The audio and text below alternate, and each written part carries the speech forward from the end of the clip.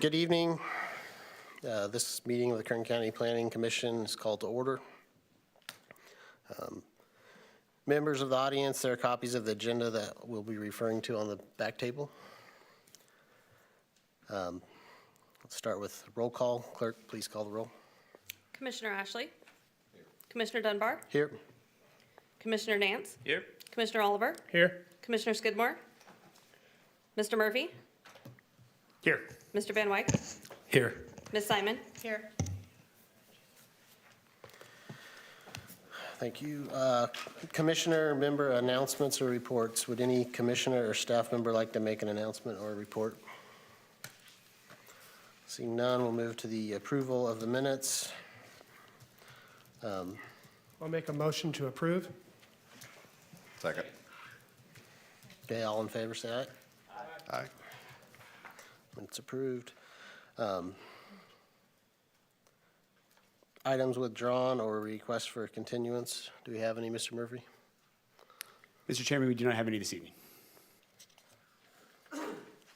Then we'll get to our consent items. Mr. Murphy, will you review the consent agenda? I will. Thank you again, Mr. Chairman, members of your commission. So these are items scheduled before your commission which are being recommended for approval by staff, and the applicant has been informed of any special conditions and has no objection. The hearing on these items may be expedited if no member of the commission or audiences wishes to comment or ask any questions on the case. This evening we have 4 cases on the consent calendar. However, I do believe we have some members of the audience here that would like to discuss case number 2. So staff will pull case number 2 from the consent calendar and have that considered in its regular order. So the first item on consent calendar then is case number 1. This is CUP 63, map 102. Our applicant is Jonathan and Jessica Hudson. This project is located on the west side of Coffee Road, approximately 340 feet northwest of the intersection of Norris Road and Coffee Road in the unincorporated Bakersfield area. The request before your commission this evening is conditional use permit to allow for the construction of a 10,200 square foot private training facility that includes a 2,250 square foot attached covered patio area on a parcel of record totaling approximately 2.04 acres in an A district. That is all in accordance with an alternative determination of similar use as specified in chapter 19.08085 of our Kern County zoning ordinance. The staff recommendation is to approve the conditional use permit in accordance with the recommended conditions and adopt the suggested findings as set forth in the draft resolution. I would note on that item, however, is that subsequent to distribution of the staff report, staff did identify a typo that we need to propose a correction to that recommendation. It's specifically related to condition 2A. Ms. Simon will include the revised language. The condition should actually read, other than the property owner and their immediate family members, the training facility shall not have more than 20 patrons, clients, customers per session, and shall include 2 training fitness instructors for a maximum total of 22 persons on site utilizing the private training facility. Again, that was what was identified in the traffic analysis that was prepared for this project, and staff had a typo, and we used the word per day instead of per session. So we would like to correct that. So the recommendation would be to the recommendation before your commission would be to adopt this proposed project with the recommended changes to condition 2A as read into the record by staff today.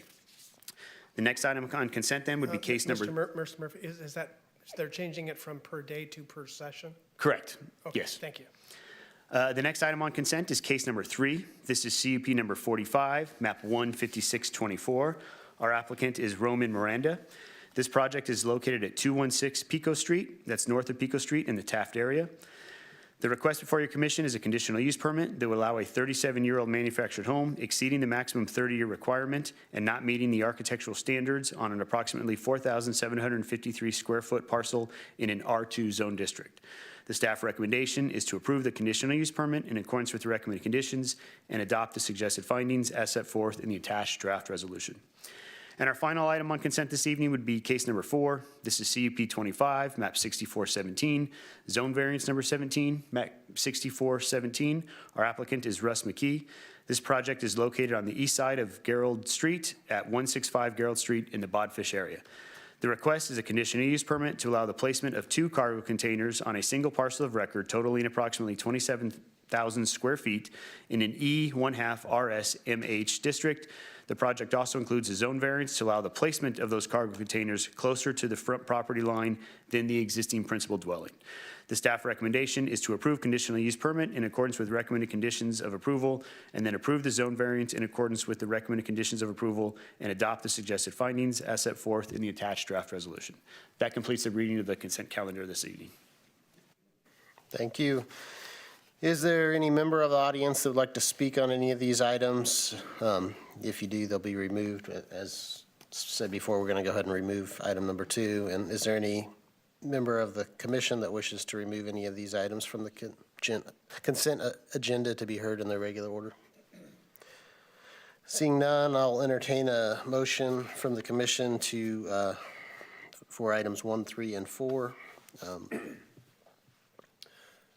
I'll make a motion to approve as written with the correction to change the verbiage on that, Mr.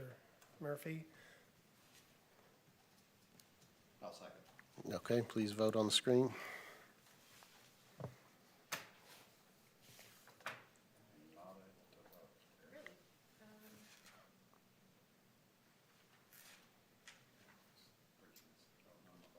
Would you like to tell me your vote, and I can vote for you?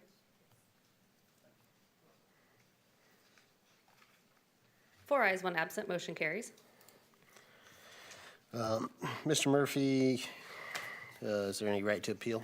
There is. Thank you, Mr. Chairman. All 3 of these actions are final, so unless an appeal is filed, the decision of your commission will be final. So for projects where the commission action is final, those actions are subject to an appeal to the Board of Supervisors by any interested person. No development proposed by any application may be authorized until after the final date of appeal. That appeal may be filed at the Kern County Planning and Natural Resources Department, which is located at 2700 M Street, Suite 100 in Bakersfield, with a filing of $562 on forms available at the department and on our website. That filing must be made within 14 days of and including the date of this hearing. Okay, public presentations. This portion of the meeting is reserved for persons desiring to address the commission on any matter not on tonight's agenda and over which the commission has jurisdiction. Speakers are limited to 2 minutes. Please state your name and record before making your presentation. Okay, I don't see anybody. We'll move to public hearings.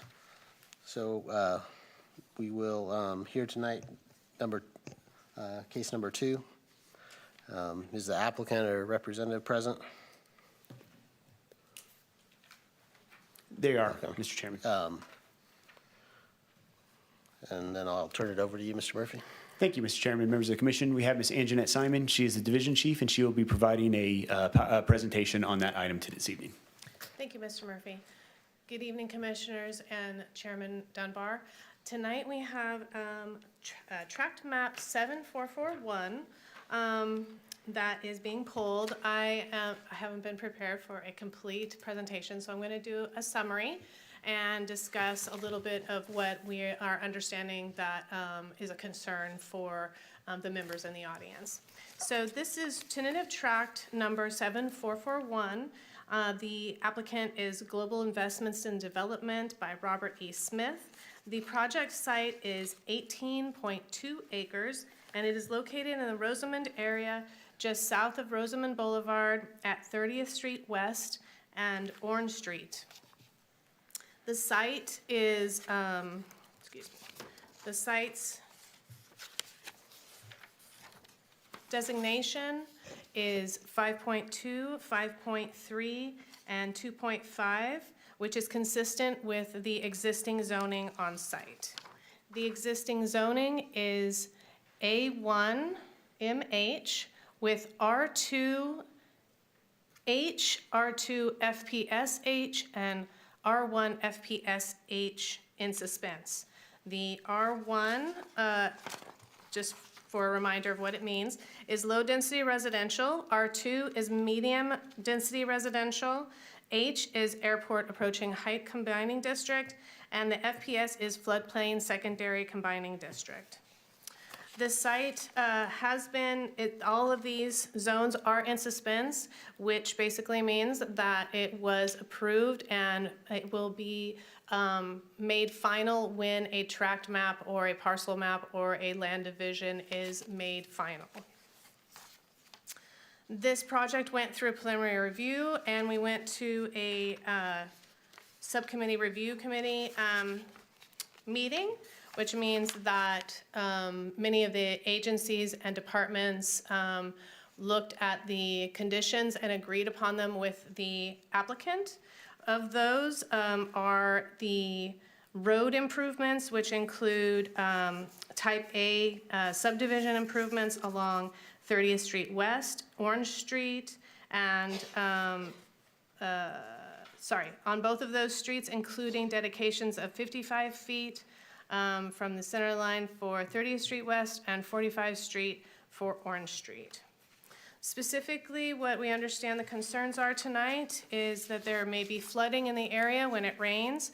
I would like to point out that under condition number 33 and 34, the applicant is required to provide a flood hazard study that determines the extent, depth, and velocity of flood flows. Mitigation measures to protect persons and properties shall be proposed. The study shall be subject to the approval of the Kern County Public Works Department. And 34 is the subdivider's engineer shall provide base flood elevations at each height and finished floor elevations for each proposed structures. If the pads are to be filled or to be above the base flood, the final pad elevation shall be certified on forms provided by the floodplain management section by the subdivider's engineer or sub-surveyors, and copies are provided to the floodplain management section. With that in mind, staff is recommending approval of the tract map 7441. Let me read the recommendation. The recommendation is to approve the tentative tract map with associated limited design variations, subject to the recommended conditions of approval, and adopt the suggested findings as set forth in the draft resolution. Staff is available for any questions. Thank you. Does the applicant have any comments? Okay, and I invite those who are opposed to this request to come forward and be heard, and if you would state your name.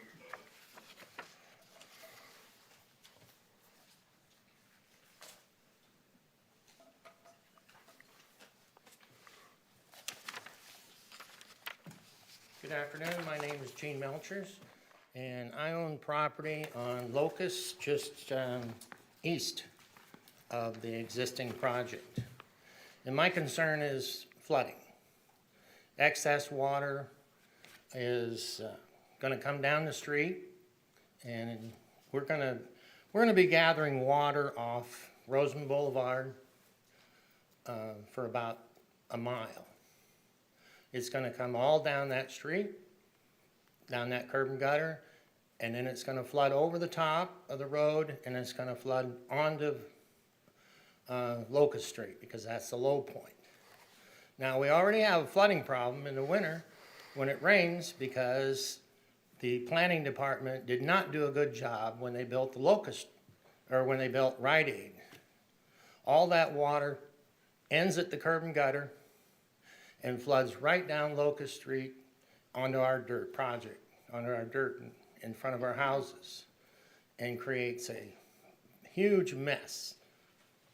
We didn't have that before when it was all dirt, because it was displaced.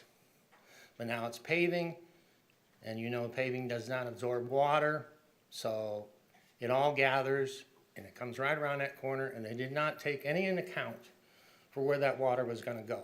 so they dumped it on our property. And I don't think that's fair. And I believe that if we get a big rain, you're gonna have a lot of water gathering off Rosen Boulevard. It all runs to the east. That's where it comes from. It's all gonna run to the east, and you're gonna have everything from 28th Street to 30th Street. And you're gonna have a massive amount of water coming down that gutter. And then it's gonna turn and head south. That's natural flow. And it's gonna run right over the top of the crest of that 30th Street Road, and then it's gonna go right in, and we're gonna have some flooding. And I believe you should take care of that issue and not just say, well, it's gonna go on, we're gonna contain it on the track. Well, what you got on the track, you might contain for a while, but those basins are not designed for heavy downpour rains. They're gonna fill in a matter of minutes, and then it's gonna all run out on 30th Street, and it's gonna continue south. But between the point where it comes on Rosen Boulevard and gets to Orange Street, it's gonna run over the top of that road, and it's gonna run right onto Locust Street, because that is the natural low point in the valley. Okay. Thank you. Hey, can you spell your name, please, for the record? Can you spell your name for the record, please? Oh, Gene, Gene, Melchers, Melchers. Thank you. Do we have anybody else that'd like to come speak on this issue?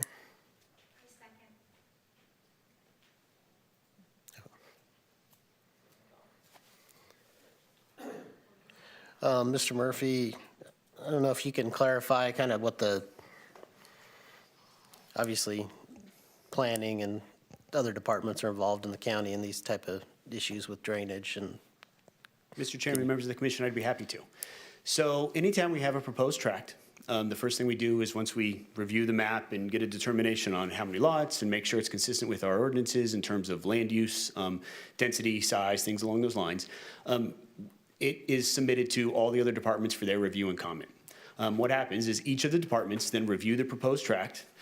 They provide the planning department correspondence that specifies what are the required conditions or measures that need to be incorporated onto the tract, that they would be comfortable in saying that it's meeting all of our development standards and that they are addressing any of the impacts that could or could not occur on the particular site. What happens is then we have a subdivision review committee where all the departments get together, we discuss it, making sure that everybody is comfortable that the acquired conditions that would be necessary to implement our ordinances have been included on the proposed, whether they're notes on the proposed final map, whether the requirements that have to be done before the map records, things along those lines. And all that happens before the item is brought before your commission this evening. So I can say that what we've done in terms of the drainage, I've pulled and I found the letter. The letter that was provided from the Public Works Department is in your staff report. They have a specific section from the Floodplain Management Division who's reviewed this particular project. And in summary, part of their comments specifies that final acceptance of the tract is contingent upon the subdivider providing within the tract or outside of the tract drainage disposal facilities, methods, and easements that may be required to receive drainage and discharge or dispose of any drainage and stormwaters from this tract. You know, they kind of go on to specify a few other things, but in your conditions of approval, conditions, the specifically ones on page 6 of your resolution, conditions 30, 31, 33, and 34 are all specific related to drainage within the tract. And it specifies that they may be required to include sumps. It specifies that we need to have a flood hazard study, and it specifies that specifically that elevations on each site may be provided so that the Public Works Department is comfortable that implementation of this project would meet all of our drainage requirements for the site. So I don't believe we have anybody from Public Works here today. What I can tell you is from the engineering perspective, the comments they have provided and the conditions they have provided, they believe is sufficient to address the flooding concerns, and they are comfortable that implementation of this project with adherence to those conditions when the improvements are built as part of the tract would ensure that this project is not creating any additional flood issues to the properties next door. Okay. So that's a summary of the process we went through, the conditions that have been proposed that are specifically related to drainage. Thank you. Went a little out of order here. Is there anybody in support of the request that wants to come up and speak? Okay. Any additional comments from staff? Oh, I'm sorry. Oh, there. No, wait. Let's look, if anybody in support or the applicant wants to speak, they can.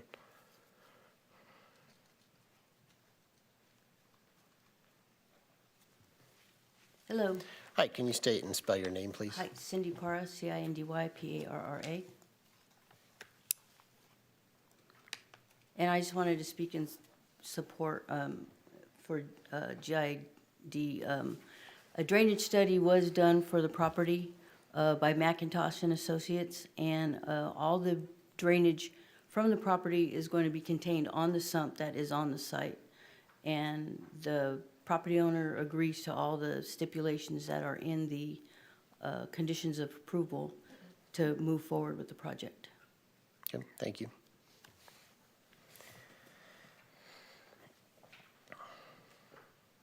Okay, would staff like to make any additional comments? I think, Mr. Chairman, I guess the only other comments that I could offer at this particular time, unless you have specific questions for me, is the process this went through and the requirements that are provided are the highest and best requirements that we can implement as part of any particular development project. You know, a residential tract has road improvements that have to be done. It has to take care of all its drainage. A tract is actually a little bit different than any other type of project that may or may not have gone through this extensive review. But in terms of residential tracts, you know, this is the highest level of analysis and the most comprehensive review that is done on projects that move forward for consideration. And we have included all of the conditions or requirements that Public Works, the engineering floodplain division, has requested as part of this particular project. Thank you. Hearing is now closed to public testimony, open to the commission for questions or comments. Go ahead. Gene, can you come back up here a minute, for a minute? I want to ask you a question. Real quick, you said that basically, can we bring up that map of the overall area real quick instead of this one here, the other map? The other one that we have that shows his properties as well. Okay, there you go. Now, if we're looking at this map over here, Gene, Yes. you're saying that you have seen water when we have heavy rain that's coming down off Rosamond there, and it's coming on down onto Locust Street there onto your property, right? Yes. All right, so if this project was not approved, would that still continue to happen? Oh, yeah, because Okay. they built the Rite Aid building right there All on the right, all right, corner. hold on. Now, if we approved this particular project, is that going to change that water flow coming into there? Well, In sure. your opinion? Yes, it will, because How is it going to do that when it's going off to the south and it's Well- already way to the west? I'll explain.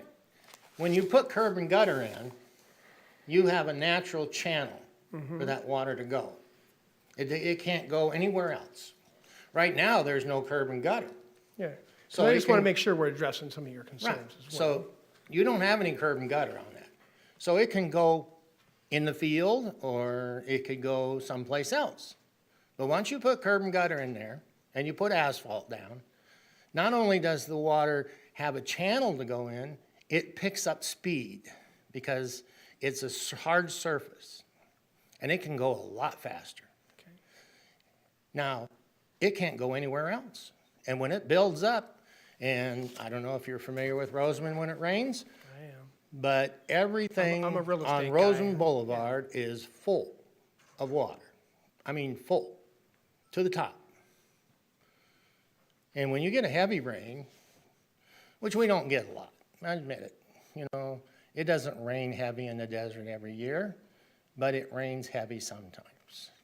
And I mean, that's what they figure the floodplain on, is 50 and 100-year cycles. That's why they make us do all these, you know, I've been building in Rosamond for 40 years plus. And that's why they make us build them up. I've been selling properties, that's all right. Yeah, that's why they do that, because it might happen. Well, if it happens, when it hits that curb and gutter, not only does it pick up speed, it's got no place else to go. So it's gotta go, water seeks its own level. I don't care what the county says. Water seeks its own level. When it hits the ridge, when it gets full enough to hit the top of that, road, it's gonna go right over the top. And I guarantee you, you put curb and gutter in there, and you get all that water coming south, or east, coming east, and it's got no place else to go. And when it hits 30th Street and it's all paved, it's gonna take that route. All right, thank you so much. You're welcome.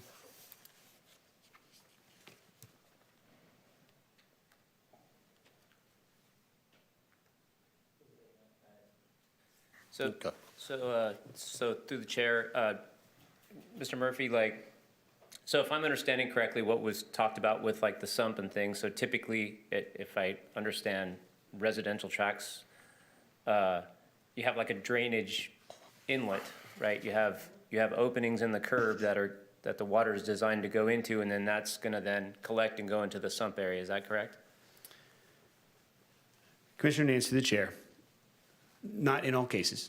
Okay. So any particular project, and now I'm speaking in generalities, when a project is proposed, they're required to keep the drainage from their property on their site.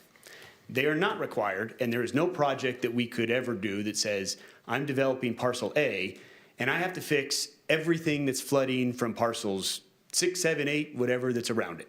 Every project has to, when it gets built, fix and make sure that it is capturing its own water. Now, that can be done through a sump that's on the property.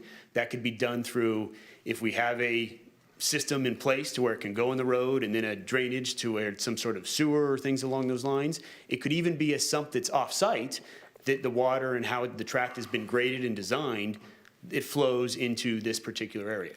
But either way, this project will have to be constructed in such a manner that it addresses its flooding.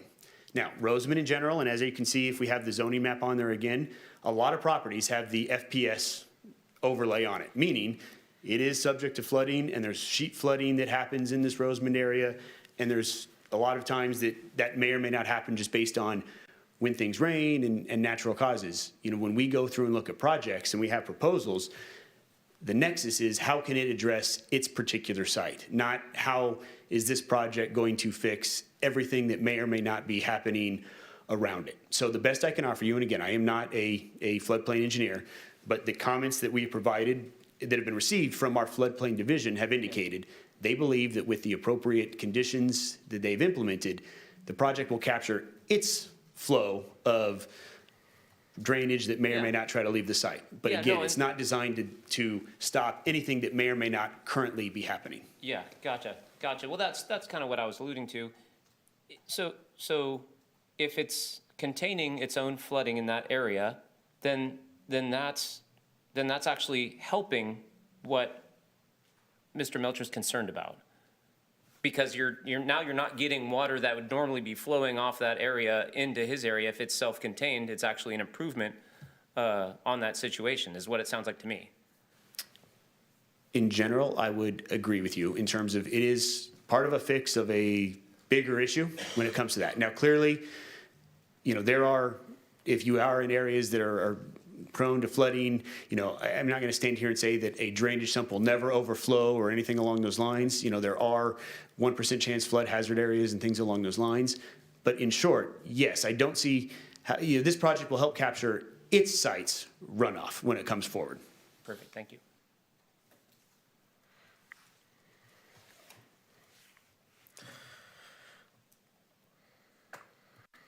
Anybody else?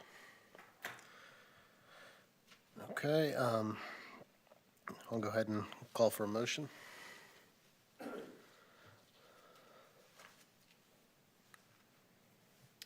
I move to approve item 2. I'll second. Okay, so call by Commissioner Nance, second made by Commissioner Oliver. Let's please vote on screen.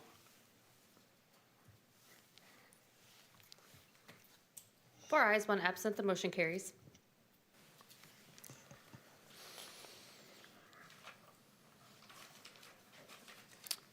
Mr. is Chairman, it- this action is subject to an appeal, so if I could read the appeal process, it is a little bit different in terms of the days from the one I read before. So for projects where the Planning Commission action is final, those actions are subject to an appeal to the Board of Supervisors by any interested person, and no development proposed by any application may be authorized until after the final date of appeal. That appeal may be filed at the Kern County Planning and Natural Resources Department, located at 2700 M Street, Suite 100 in Bakersfield, with a filing fee of $562 on forms available at the department and our website. For track maps, which is this item, that appeal must be filed within 10 days from the date of the hearing decision. If no appeal is received, the action of the commission is final. I would also note if Mr. Melcher wants to come after the meeting, I'd be happy to get him in contact with the Public Works Department Floodplain Management Unit. So if he wants to reach out to them directly to have any questions he may have, I will provide that to him. Thank you. If there's no further business, I'll entertain a motion to adjourn. I'll make a motion to adjourn. Second? All those in favor, say aye. Aye. Aye. We're adjourned. Thank you.